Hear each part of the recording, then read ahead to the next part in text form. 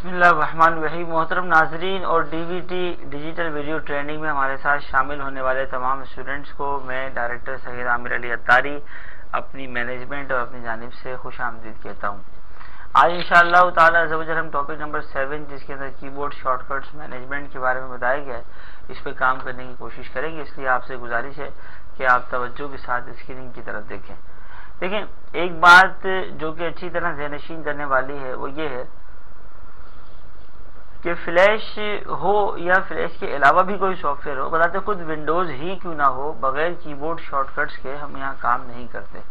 बल्कि एक तरह से कीबोर्ड शॉर्टकट्स ही प्रोफेशनल और नॉन प्रोफेशनल लोगों का फर्क है। यानी अगर हम कीबोर्ड शॉर्टकट्स पे काम करना चाहें तो वी से मूव टूल, क्यू से ट्रांसफॉर्मेशन टूल, टी से टेक्स्ट टूल, पी से पेन टूल, जेड से जूम टूल, ई से इरेजर टूल, एच से हैंड टूल, ये वो टूल्स हैं या उनका ग्राफ है एक तरह से जो कीबोर्ड शॉर्टकट्स की सूरत में हमारे सामने मौजूद है।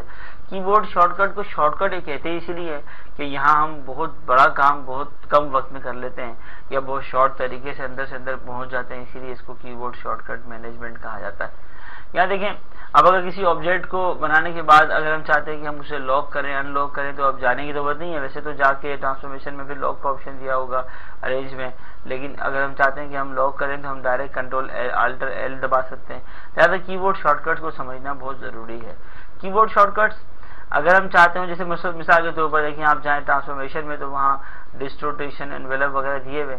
अब जैसे एनवेलप है, इसकी कोई कीबोर्ड शॉर्टकट नहीं है। अगर हम बनाना चाहें या जो कीबोर्ड शॉर्टकट बनी हुई है उसको ख़त्म करना चाहें तो इसके लिए उसने हमें एडिट मेन्यू में एक ऑप्शन दिया जिसका नाम है कीबोर्ड शॉर्टकट्स मैनेजमेंट। देखिए, आप जाएंगे इसके अंदर तवज्जो के साथ देखें, स्क्रीन पर कंसंट्रेशन मस्ट है कि उसने ये कहा आपसे कि अगर आप फोटोशॉप के, इलस्ट्रेटर के, फ्री हैंड के, फायरवर्क्स के या किसी और सॉफ्टवेयर के यूज़र हैं पहले से और आप चाहते हैं कि जो कमांड्स यहाँ हैं वहाँ भी थी, जो वहाँ थी वो यहाँ भी है, वो कमांड्स की कीबोर्ड शॉर्टकट एक जैसी हो तो आप ये सेट उठा लें। लेकिन कोशिश करें कि आप फ्लैश के अपने सेट को इस्तेमाल करें जो कि मैक्रोमीडिया स्टैंडर्ड कहलाता है। अगर आप कॉपी निकालना चाहें तो कॉपी पहले से निकली भी है, इसको डिलीट कर सकते हैं आप। हमने कहा हमें ये कॉपी नहीं चाहिए, फ्लैश कॉपी के नाम से डिलीट कर दिया आपने। तो अब देखिए, मैक्रोमीडिया स्टैंडर्ड तो है ना हमारे पास। अब ये मैक्रोमीडिया स्टैंडर्ड का मतलब ये ड्राइंग मेन्यू, ड्राइंग टूल्स और इसके अलावा जो टेस्ट मेन्यू कमांड्स थी सब की सब इसमें शामिल है। अब यहाँ अगर हम चाहते हैं कि हम इसमें कोई एडिटिंग करें तो इसमें एडिटिंग की फैसिलिटी अवेलेबल नहीं है। लेकिन बहरहाल सपोज करते हैं कि आप मॉडिफाई में गए, वहाँ जाके हमने कहा भाई हमें जो है वो ट्रांसफॉर्मेशन के अंदर जो डिस्टोर्टेशन है ना उस पर काम करना है, तो यहाँ देखें एडिटिंग की कोई फैसिलिटी मौजूद नहीं है। लिहाजा आपको इस पूरे के पूरे सेट की एक कॉपी और निकालनी पड़ेगी जिसे हम कहते हैं डुप्लीकेट सेट।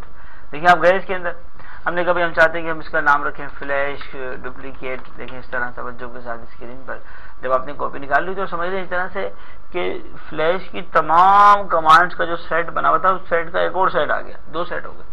अब इस सेट में देखिए, अगर आप चाहें ना डिस्टोर्टेशन में या एनवेलप में एडिटिंग करना तो आप एडिटिंग कर सकते हैं। जैसे आप प्लस किया तो उसने खाली कीबोर्ड शॉर्टकट दी, फिर हमने चेंज किया, हमने कहा हम चाहते हैं कि एनवेलप कंट्रोल ई से हो, तो उसने कहा ये नहीं हो सकता, this shortcut is already assigned to the edit symbol. हमने कहा भाई कंट्रोल अल्टर ई से हो जाए, हाँ ये हो सकता है, लेकिन कोई खामोशी इस बात की अलामत है कि ये कमांड इससे पहले किसी और ने इस्तेमाल नहीं की। हमने चेंज कर दिया इसको। जब ओके किया आपने तो जाके आप चेक करेंगे मॉडिफाई में, ट्रांसफॉर्मेशन में, तो देखिए आप एनवेलप के लिए कंट्रोल अल्टर ई इस्तेमाल होना इस बात की अलामत है कि हम कामयाब हो चुके हैं। लेकिन आपने कंट्रोल अल्टर ई दबाया, एनवेलप के ऑप्शन एक्टिव हो गए, जबकि इससे पहले एनवेलप कंट्रोल अल्टर ई से एक्टिव नहीं होता था। लेकिन बाकायदा हम इस पर काम भी करना चाहें तो कर सकते हैं। तो अगर आपसे कहा जाए कि आप कीबोर्ड शॉर्टकट्स को मैनेज करें तो हमारे पास ये ऑप्शन है, लेकिन अब ये इतनी सारी कीबोर्ड शॉर्टकट्स हमें याद कहाँ रहेंगी। लिहाजा इनको याद रखने के लिए या एक जगह पर सेव कर देने के लिए उसने एक ऑप्शन दिया आपको, बहुत ही प्यारा ऑप्शन है जिसका नाम है एक्सपोर्ट शॉर्टकट्स या एक्सपोर्ट सेट एज HTML। बड़ा ऑप्शन है और ये वो ऑप्शन है जो कि बाकायदा समझ लें एक तरह से कि हमें एक छोटी सी वेबसाइट बना के देता है जो कि कीबोर्ड शॉर्टकट्स पर ही मुश्तमिल होती है। लेकिन आपने क्लिक किया इसके ऊपर, अब ये पूछ रहा है कहाँ सेव करेंगे। हमने कहा हम F ड्राइव पर सेव करेंगे। पूछ रहा है किस नाम से, हमने कहा फ्लैश कॉपी के नाम से।